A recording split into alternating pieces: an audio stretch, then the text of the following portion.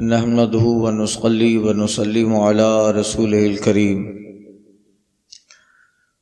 وعلى آله الطيبين وصحابه الطاهرين.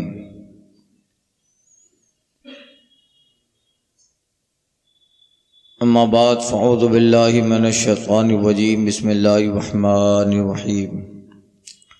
باب صفت النار و اہلها. یہ بیان ہے آگ اور آگ والوں کا.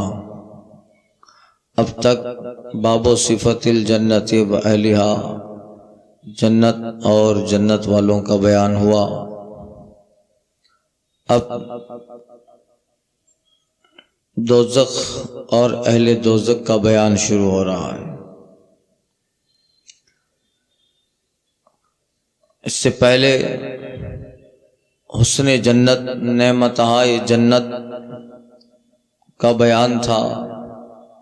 اب عذاب نار اور صفت نار کا ذکر ہے. اللہ نے جنت اور جہنم دونوں بنا رکھی ہے. نیک پرہیزگار اہل ایمان کے لیے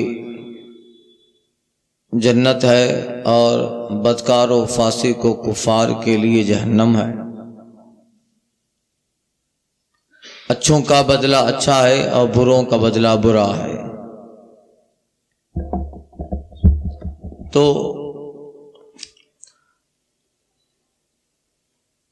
اس باب میں وہی حدیث صاحب مشکات بیان فرمائیں گے جن احادیث میں نار اور ناریوں کا ذکر ہے. نار اور نور دونوں کا مادہ ایک ہے. نار کی جمع نیران ہے، نور کی جمع اینار بھی ہے، نیار بھی ہے، انوار بھی ہے.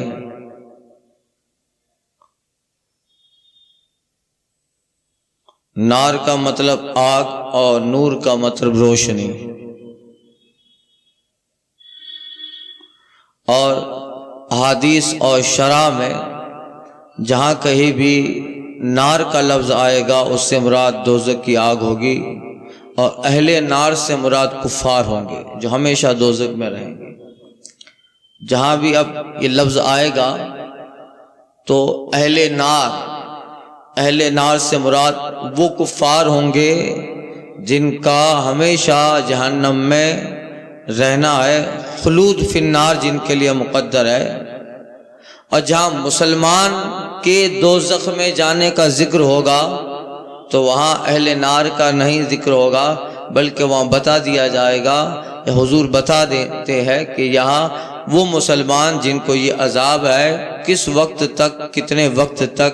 پھر اس سے خلاصی کی صورت کیا ہوگی یہ. مگر ان احادیث میں جہاں آگ اور آگ والے اہل نار کا ذکر ہوگا اس سے مراد وہ کفار ہیں، وہ مشرکین ہیں جن کا خاتمہ کفر پر ہوا ہے، ہمیشہ کی جہنم میں رہنے والے لوگ وہی اہل نار ہیں.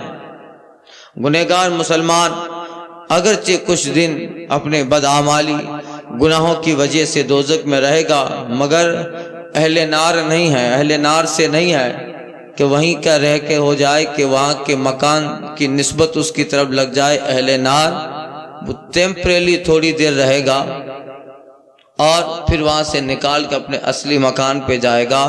تو مسلمان اگر دوزخ میں ہے تب بھی وہ اہل جنت ہے. کوئی آدمی بغداد کا رہنے والا اگر ہندوستان چند دن کے لیے آتا ہے تو اس کے نام کے آگے سے آپ بغدادی ہٹا کے ہندی نہیں لگا سکتے، اس لیے کہ اس کا قیام یہاں پہ چند دن ہے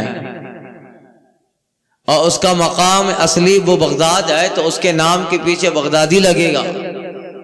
یہاں ٹیمپریری اس کی رہائش ہے. اسی طرح مسلمان اپنے اعمال کی وجہ سے اگر دوزخ میں گیا بھی تو پھر وہ مختصر مدت کے لیے، اس لیے اسے اہل نار نہیں کہا جائے گا، وہ اہل جنت ہے. کچھ دیر کے لیے بدعمالیوں کی وجہ سے جہنم میں ہے، پھر اللہ اپنی مرضی اور اپنے کرم سے جب چاہے گا ایک وقت ضرور آئے گا کہ ان کو نکال کر جنت کے نہر حیات میں غوطہ دے کے جنت لباس پہنا کے جنت میں داخلہ ہو۔ تو اب دیکھیے ان احادیث میں جہنم کا ذکر ہو رہا ہے۔ الفصل الاول، پہلی فصل، پہلا بیان، پرتھم ادھیائے۔ ان ابی ہریرہ ان رسول اللہ صلی اللہ علیہ وسلم قال نارکم جزء من 70 جزءا من نار جہنم قیل یا رسول اللہ ان کان لکافیہ قال فضلت علیہن ب69 جزءا کلهم مثل حفظها متفق علیہ۔ ولفظ البخاری فی روایت مسلم نارکم التی یوقد ابن آدم وفیہا علیہا وکلہا بدل علیہن وکلہن۔ حضرت ابو ہریرہ رضی اللہ تعالی عنہ سے روایت کرتے ہیں، آپ یہ ذکر سنیں اور اس بات کی خوشی بھی کریں کہ اللہ تعالیٰ نے اہل دوزخ سے نہیں بنایا ہے، اہل ایمان اہل جنت سے بنایا۔ اس کا کرم ہے کہ کس ہولناکیوں کا ذکر ہو رہا ہے۔ اللہ اللہ۔ ابو ہریرہ روایت کرتے ہیں نبی کریم صلی اللہ علیہ وسلم نے فرمایا، لوگو تمہاری آگ دوزخ کی آگ کا 70واں حصہ ہے۔ دنیا میں جو ہم آگ جلاتے ہیں وہ دوزخ کی آگ کا 70واں حصہ ہے، 70واں حصہ ہے۔ یعنی دنیا کی جو آگ ہے اس میں جس قدر حرارت ہے، تیزی ہے، اس طرح کی 70 گنا تیزی اللہ تعالیٰ نے جہنم کی آگ میں رکھی ہے۔ دنیا کی آگ کی تیزی سے مراد دنیا میں بھی طرح کی آگ ہوتی ہے، مختلف قسم کی آگ ہے۔ گھاس پھوس میں جو آگ لگتی وہ ہلکی ہوتی ہے، اور کیکر اور لکڑی کی آگ وہ تیز ہوتی ہے، ویلڈنگ کی آگ وہ بہت زیادہ تیز ہوتی ہے، لوہے کی آگ بہت زیادہ تیز ہے، اس میں جو تانبا ہوتا ہے تانبے کی آگ اور زیادہ تیز ہوتی ہے۔ تانبے کی آگ دیکھیے، اس میں جب نکلتا ہے، بھی 2-3 دن پہلے ہماری تفسیر میں آتے ہیں عبدالرزاق بھائی، وہ تانبے کو پگھلانے کا وہ کام کرتے ہیں، وہ لے گئے تھے دکھانے کے لیے۔ اللہ اللہ، تقریباً 12-13 ہزار جو ہے ہائی پاور اس جو ہے ہوا سے تانبا پگھلتا ہے، اور جب وہ پگھلتا ہے تو بالکل پانی کی طرح لال، اس کو دیکھ کر ہی رونگٹے کھڑے ہو جاتے ہیں۔ انہوں نے دکھایا کہ یہ حال ہے دنیا کی آگ کا۔ مولانا سرفراز صاحب میرے ساتھ تھے کہ حضرت دیکھیے یہ ایک حصہ ہے، اللہ تعالیٰ نے 70 حصے اس سے بڑھ کر جہنم کی آگ میں رکھے ہیں، وہ کیسا ہوگا؟ اللہ اللہ۔ اب آپ اس سے اندازہ لگائیں، رسول پاک صلی اللہ علیہ وسلم کو جب یہ باتیں یاد آتی تھی تو حضور بھی رو پڑتے تھے، آقا رو پڑتے تھے۔ اللہ نے ان چیزوں کا ذکر جب قرآن میں فرمایا، اور حضرت ابو بکر نے حضور سے عرض کیا تھا، یا رسول اللہ کچھ دنوں سے ہم دیکھ رہے ہیں کہ آپ کے اندر سستی ہے، کمزوری آ گئی ہے، یا رسول اللہ ہم دیکھ رہے ہیں کہ قد شبتا، آپ بوڑھے ہو گئے یا رسول اللہ۔ کچھ دنوں سے آقا علیہ الصلوۃ والتسلیم تھوڑا آہستہ چلتے ہیں، جھک کے چلتے ہیں، نماز لمبی کرتے ہیں، اور قرأت میں جو ہے پہلے کی طرح فرق آ گیا ہے۔ یعنی ایک 80-90 سال کی عمر تک جب بندہ پہنچ جاتا ہے تو اس کا جو روز مرہ کا روٹین ہے وہ حضور کے اندر تبدیلی دیکھ رہے تھے۔ آقا سے پوچھا، یا رسول اللہ یہ کیا تبدیلی ہے کہ آپ کچھ دنوں سے غمگین نظر آ رہے ہیں، اور بہت جو ہے ایسا لگتا ہے کہ آپ کے جسم اقدس پہ کمزوری طاری ہے۔ آقا فرماتے، اے ابو بکر میں برا نہ ہوا، قد شیبتنی ہود والنازعات والمرسلات وعما یتسالون ومثلہن۔ آقا کہتے ابو بکر تیرے نبی کو سورہ ہود، سورہ نازعات اور سورہ عما یتسالون اور سورہ مرسلات، ان جیسی سورتوں نے تیرے نبی کو برا کر دیا۔ یا رسول اللہ یہ سورتیں کیسے برا کرے گی؟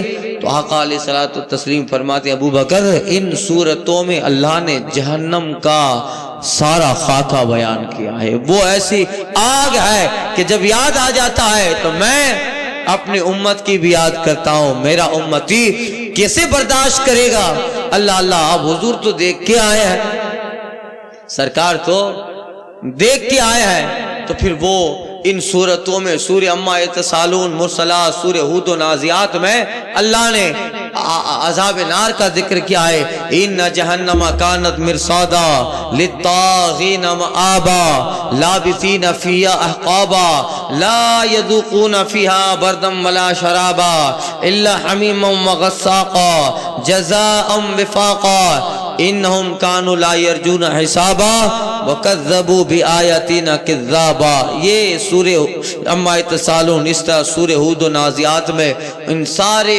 جہنم کے طبقات کا ذکر ہے۔ آقا فرماتے ہیں وہ چیزیں یاد آتی ہے تو پیغمبر رو پڑتا، وہ ساری حضور رو پڑے اللہ، جب حضور کا یہ حال ہے، جبکہ سرکار تو سید المعصومین ہے، مگر یہ سب تعلیم امت کے لیے، تو حضور اپنے امت کا بھی خیال فرما رہے ہیں کہ یہ آگ اور اس کی باریکیاں ایسی ہیں، میری امت کیسے برداشت کرے گی؟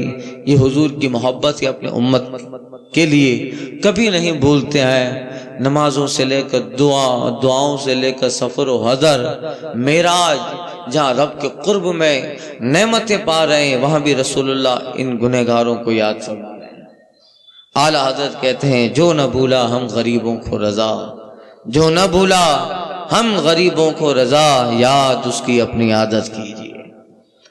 تو کہتے ہیں کہ نارکم جزءا من 70 جزءا من نار جہنم، تمہارے دنیا کی جو آگ ہے وہ دوزخ کی آگ کا 70واں حصہ ہے، 70واں جز ہے۔ صحابہ عرض کرتے یا رسول اللہ ان کان لکافیہ، ارے دنیا کی آگ ہی جلانے کے لیے کافی تھی، عذاب ہی دینا ہے مولا یا رسول اللہ، تو پھر دنیا کی آگ ہی کافی تھی۔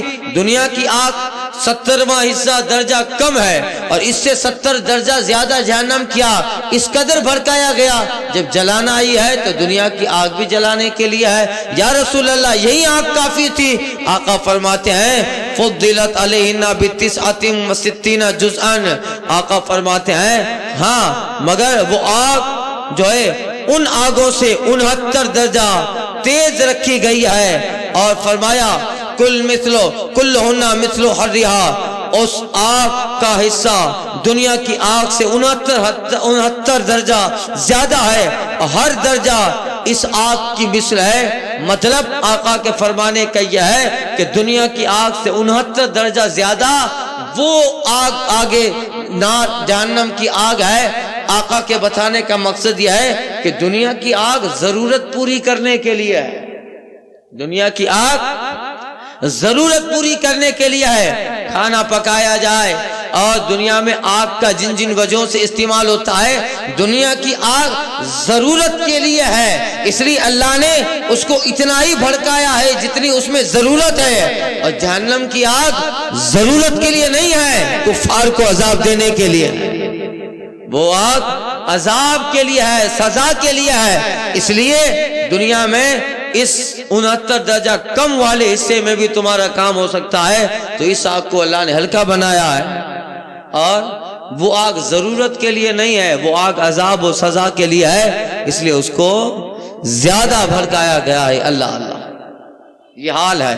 تو آپ کبھی جائیں اور جہاں تانبا پگھلایا جاتا ہے اس کو آپ جب دیکھیں گے اور تھوڑی دیر تصور کریں جہنم کا، وہ آگ کا حال کیا ہوگا کہ دنیا کا یہ حصہ یہ ہے کہ کھول رہا ہے اور پورا تانبا لال سرخ ہو کر پانی کی طرح لکوڈ بن گیا ہے، اب جہاں پڑ جائے تو پھر اس کی تیزی یہی ہے کہ اس کا قطرہ نیچے سے نکل جائے گا۔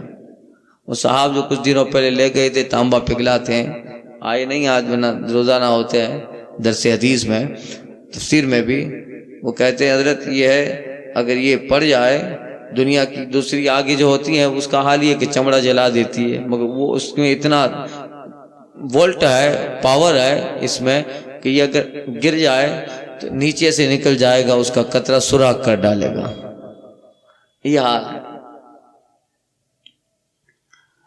ان ابن مسعود، مگر یہ اہل دوزخ کے لیے ہے، اہل نار کفر پہ مرنے والے، عن ابن مسعود قال قال رسول اللہ صلی اللہ علیہ وسلم یوتی بجہنم یومئذ لا 70,000 زمام ما کل زمام 70,000 ملک یجرونہا۔ آقا علیہ الصلوۃ والتسلیم فرماتے ہیں، حضرت عبداللہ بن مسعود رضی اللہ تعالیٰ عنہ روایت کرتے ہیں، فرمایا رسول پاک نے کہ دوزخ کو اس دن لایا جائے گا، جب دوزخ کو لایا جائے گا، کب؟ جب اہل دوزخ کو اس میں ڈالنا ہے، حساب بساب ہو گیا سب، اور اب اپنے اعمال کا بدلہ پانے کا وقت آ گیا ہے، تو آقا فرماتے ہیں جہنم کو لایا جائے گا۔ اس سے پتا چلا کہ ابھی جہنم کسی اور جگہ ہے، مگر جب اس میں اہل دوزخ کو ڈالا جائے گا تو اس جگہ لایا جائے گا جہاں رب نے مقدر فرمایا ہے، ابھی کسی اور جگہ ہے، یعنی ہے یہ ضرور ہے۔ آقا فرماتے ہیں کہ اس دن یعنی حساب و کتاب ختم ہو جانے کے بعد جب اعمال کا موازنہ ہو گیا اور جن پہ ہمیشہ کی جہنم واجب ہو گئی ہے، آقا فرماتے اس دن جہنم کو لایا جائے گا اس طرح کہ اس جہنم میں 70,000 لگامیں لگی ہوں گی۔ کتنی؟ 70,000 لگامیں۔ لگام سے مراد آپ کو سمجھاؤں، جیسے بہت بڑا کڑا ہوتا ہے نا، اس کڑے میں بھاری رسا باندھ کے کھینچا جاتا ہے کسی چیز کو، جسے گاڑی وغیرہ کو جو ہے ٹانچنگ کیا جاتا ہے، بڑی بھاری چیز کو رسا باندھ کے۔ تو آقا فرماتے ہیں کہ اس دن جہنم کو لایا جائے گا جس میں کڑے لگے ہوں گے، دوسری حدیث میں کڑے کا ذکر ہے، جس میں کڑے ہوں گے اس میں 70,000 لگامیں لگی ہوں گی۔ اللہ اللہ، آقا فرماتے ہیں مَكُلِّ زُمَامٍ 70,000 ملک، ہر جو ہے لگام کے ساتھ 70,000 فرشتے اسے کھینچتے ہوں گے۔ 70,000 فرشتے، اللہ اللہ، 70,000 کو 70,000 میں ملٹیپلائی کیجئے گا، کروڑوں کا حساب آئے گا۔ اللہ اللہ، یعنی جہنم میں 70,000 لگامیں ہیں، ہر لگام کو 70,000 فرشتے کھینچ رہے ہیں اور اسے کھینچ کر وہاں لایا جا رہا ہے جہاں اللہ تعالیٰ نے مقدر فرمایا ہے۔ یعنی کتنی بڑی وہ جہنم ہے، اللہ کے فرشتے جن کو اللہ نے طاقت بھی دی ہے، 70,000 بڑے بڑے لگامیں لگی ہیں، ہر لگام میں 70,000 فرشتے ہیں اور اسے کھینچ کر لا رہے ہیں اور وہاں رکھا جائے گا جہاں رب نے مقدر فرمایا ہے، اور رکھ کر اس سے اندر پھر اہل دوزخ، اہل کفر، اہل شرک کو ڈالا جائے گا۔ اللہ، 70,000 فرشتے، یعنی کروڑوں فرشتے تو صرف کھینچنے کے لیے ہوں گے، کروڑوں فرشتے صرف ہر لگام کے ساتھ 70,000 فرشتے ہوں گے۔ اللہ اللہ، یعنی اس سے یہ پتہ چلا کہ وہ بھاری ہے، کتنا اس کا عرض ہوگا اور وہ کتنی بڑی ہے کہ 70,000 لگام، اور ہر لگام میں 70,000 فرشتے اسے کھینچ کر اس کی مخصوص جگہ پہ لا رہے ہیں۔ اللہ اللہ،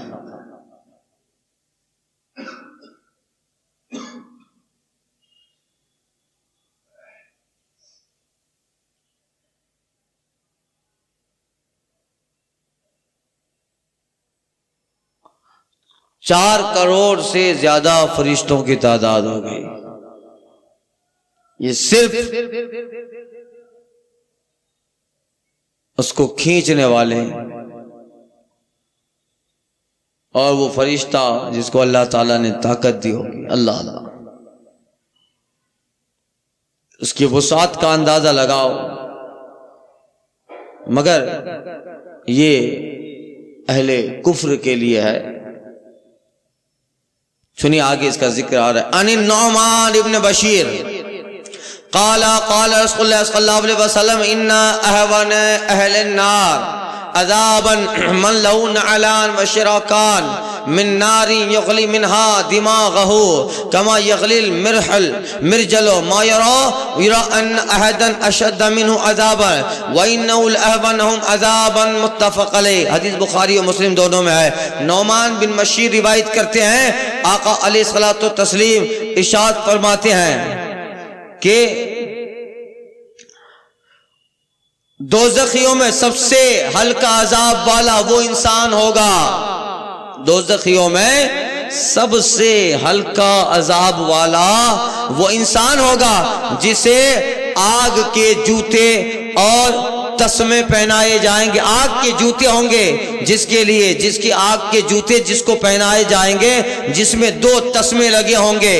تسمہ لگتے ہیں، بوت میں تسمہ باندھتے ہیں، وادڑی ڈوری اس کو فٹ کرنے کے لیے۔ آقا فرماتے ہیں جہنم میں سب سے ہلکا عذاب اس کا ہے جس کو آگ کے جوتے پہنائے جائیں گے، جس میں آگ کے تسمے لگے ہوں گے، مگر اس کی حرارت ایسی ہوگی، آقا فرماتے ہیں کہ اس کے یغلی منہما دماغ ہو، جس کی وجہ سے وہ آگ اس کا دماغ کھولاتی ہوگی، اس آگ سے اس کا دماغ کھولتا ہوگا۔ آگ کے جوتے ہیں مگر دماغ اتنا پھٹا پڑ رہا ہے کہ کھولتا ہوگا۔ کما یغلی مرحل، آقا فرماتے ہیں جیسے ہانڈی کھولا کرتی ہے، ہانڈی میں تیل ہو، پانی ہو، جب بہت زیادہ گرم ہو گیا، ببولے اوپر اٹھتے ہیں کہ نہیں اٹھتے؟ تیل کے ببولے اوپر اٹھتے ہیں پانی میں، ہانڈی میں پانی کیسے کھولا کرتا ہے، اس طرح آگ کے جوتے جسے پہنائے جائیں گے اس کا دماغ ایسے کھولتا ہوگا۔ ما یرا ان احد اشد من عذاب، جس کو یہ عذاب دیا جائے گا وہ یہ خیال کرتا ہوگا کہ اس سے زیادہ یعنی مجھ سے زیادہ عذاب کسی کو نہیں ہے، حالانکہ انہ الاہون عذاب، اسے تو سب سے ہلکا عذاب ہے۔ مگر جسے یہ عذاب ہو رہا ہے وہ یہ تصور کر رہا ہے کہ ایسا سخت عذاب کسی کو نہیں ہے، مگر حقیقت یہ ہے کہ اس سے ہلکا عذاب ہے، اس سے بڑے بڑے عذاب کوئی اوروں کو دیا جا رہا ہے۔ اللہ، یہ حال ہوگا اہل دوزخ کا۔ اللہم انی اعوذ بک من عذاب النار، اللہم انا نعوذ بکا من نار جہنم، اللہم انا نعوذ بکا من عذاب النار ومن نارہا ومن علانہا ومن شراکانہا۔ اے اللہ، ہم تیری پناہ چاہتے ہیں عذاب نار سے، اس کے اندر پہنائے جانے والے جوتوں سے، ان کے تسموں سے۔ اللہم انی نعوذ بکا من اہل النار، اے اللہ ہم عذاب سے اور عذاب والوں سے تیری پناہ چاہتے ہیں۔ اللہم وقینا من عذاب النار، اے اللہ ہمیں جہنم کی آگ سے بچا لے، اور توفنا مع الابرار، ہمیں نیکوں کے ساتھ خاتمہ دے کر ادخلنا الجنت مع الابرار، ہمیں جنت میں اپنے نیک بندوں کے ساتھ داخل فرما۔ یہ جہنم سے بچنے کے لیے دعائیں اور جنت کی طلب اور آرزو کی دعائیں سرکار نے تعلیم فرمائی ہے۔ تو یہ حال ہوگا۔ اب آگے والی حدیث اسی طرح آ رہی ہے کہ ایک صاحب ایسے بھی ہوں گے جنہیں یہ ہلکا عذاب ملے گا، دوسروں کو بڑے بڑے عذاب ہوں گے، مگر ایک صاحب ایسے ہیں کہ جن کو جہنم میں سب سے زیادہ ہلکا عذاب ہوگا۔ وہ حدیث انشاءاللہ تعالی آگے کے بیان میں، اور وہ صاحب کون ہے معلوم ہے، انشاءاللہ کل کے بیان میں ذکر کرتا ہوں۔